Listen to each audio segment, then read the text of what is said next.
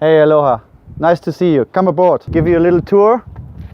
My name is Christian. I'm the captain of this nice little boat. Zero and me are sailing around the world. We are here in Alaska and I meet you, Chris. Nice little chance. This is a catch. It's built in 1974, so it's an old lady. It's older than me. It was in pretty bad condition when I bought her, but we brought her back to life. She sails us around the world. We did a couple thousand miles already, and here we are. We got two masts, the main mast and the mizzen mast over there. We have 4 sails, so 2 head sails, 1 main sail and 1 mizzen sail in the back. We have plenty space. You can see the deck area is huge. When I put the dinghy down, we can have a nice dancing party here. Oh, look at this, buddy. Oh, I've been up there a couple hundred times yet, but I only been up there 2 times when I was out sailing. When I started sailing from Hawaii to Alaska, the first time my rudder broke, so I had to go back.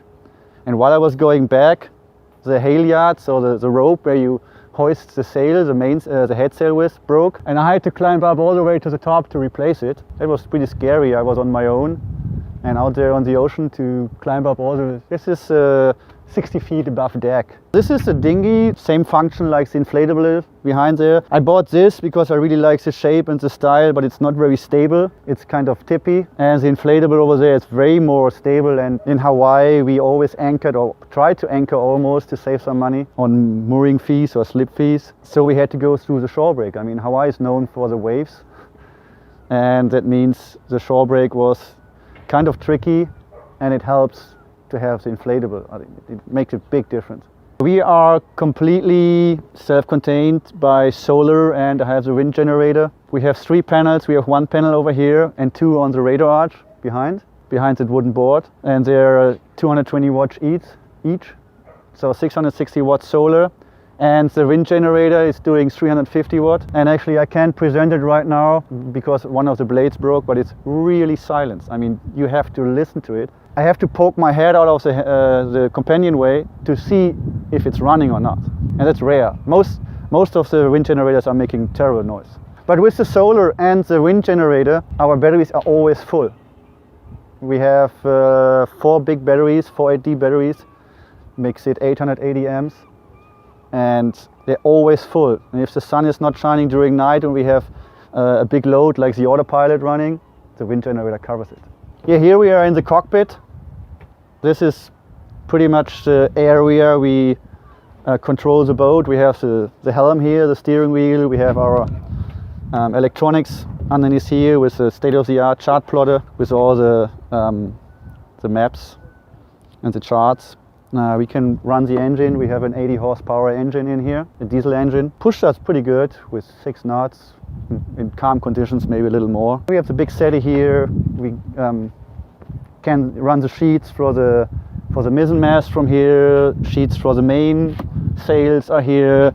Generator is here, and the staysail is over here. So we can trim the sails pretty much from here. It's a safe cockpit. We get a pretty high, solid lifelines. The worst thing which can happen is that somebody goes overboard. In bad condition, it's pretty much exitus. That's it. If it's rough out there and somebody goes overboard, I mean really rough, like a big storm, it's hard to get it back on. So you have to make sure nobody goes overboard. And of course we got life vest and lifelines to attach us to the boat. But a high, solid fence. I built this. This was all wire before, like the ones in front. I built it with solid tubing, and that makes it really, really safe. Really safe feeling here. We carry a couple surfboards. I'm a surfer for a long time. I'm windsurfing, I'm kite surfing, and actually everything which is made with a board I love to do. So we carry this big board over here and have a couple of ones downstairs, and you see in the front the windsurf boards. The main reason why we have a big boat like this for all the toys. I like toys. So we have the dinghy, 2 dinghies, and we have a life raft over here in a canister. This is made for 8 persons, and it got some basic equipment inside like fishing gear and a little water package and some food, some basic foods like this military dry food. A little first aid kit is in there, and plenty more I don't know out of my memory. If shit hits the fan and the boat sinks, we throw this overboard. It's self-inflating, and then we go in there and abandon the boat. Hopefully that never happens. Catch a lot of fish, especially on the ocean. Out there is plenty fish. When I was 3 days out of Hawaii, I caught a 30-pound tuna. And yeah, it's easy. I can set it up. It's a propane. I have the hose over there. I just plug it in and then light it up and have a nice barbecue. Okay, you want to have a quick tour inside? Let's come down.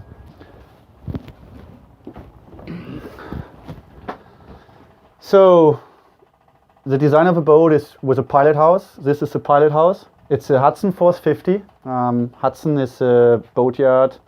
William Garden Design, an American-Canadian architect, started building boats in Taiwan. And the Hudson boatyard was in Taiwan, so this is known as a Taiwan clipper. And what I really like on this boat is the big windows. I mean, you are mostly traveling in an RV, and it's similar. You want to have big windows, and this is what I really like. You can sit here and look outside, and you even, the safety thing, you can just check out if there's something out there without getting out in the cold or in the rain. So this is where we mostly spend our time. Our ready to eat. We have the nav station over there. We have the galley over here with a sink and a stove, fridge. Yeah, this is the center of our living here. Yeah, we have a guest cabin over here. Actually, at the moment, it doesn't really look like a guest cabin, but I think I go out of the way. You can have a go around. I'm not prepared for guests. You can see I have all my surf equipment here and the sail covers. I don't put them up when I'm on the ocean. And here, there's not so much UV here to be worried about it. But this is a nice big bed for 2-person. We have a little settee right behind you, and we have a head. Yeah, this is pretty much the same like you have in an RV. This is an electric toilet, sucks out the water from the ocean, so it's salt water driven, and pumps it into the holding tank.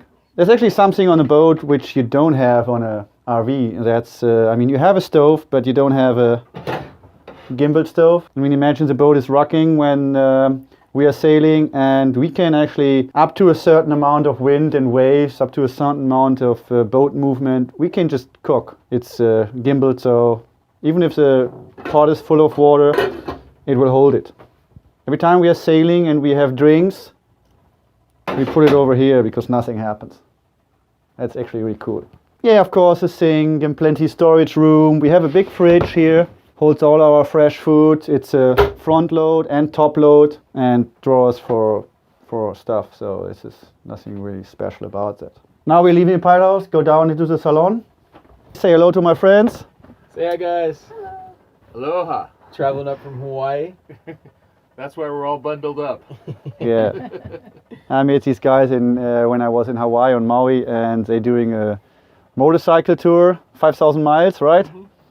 And we were the same area, so I gave them a bed for tonight. It's so cold outside. Sleep in your saddle. Yeah, right.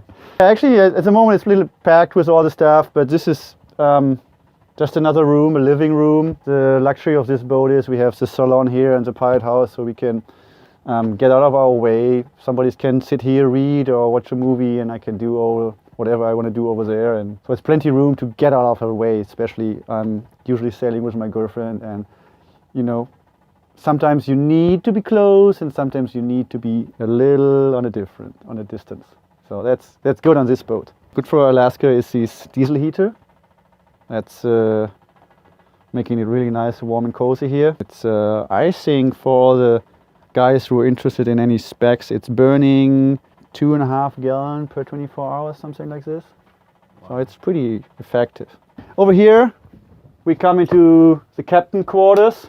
This is our cabin. We have a big bed here, lots of storage underneath, a big closet over here, so it's a really huge one. We have another head in the front here. We have another sink here. We have a walk-in shower, and actually when we bought the boat we had a toilet over here, and this is tiny room. I didn't want to toilet here, and we don't use it too much, so I built it in here. It's a spare toilet, and it's underneath here.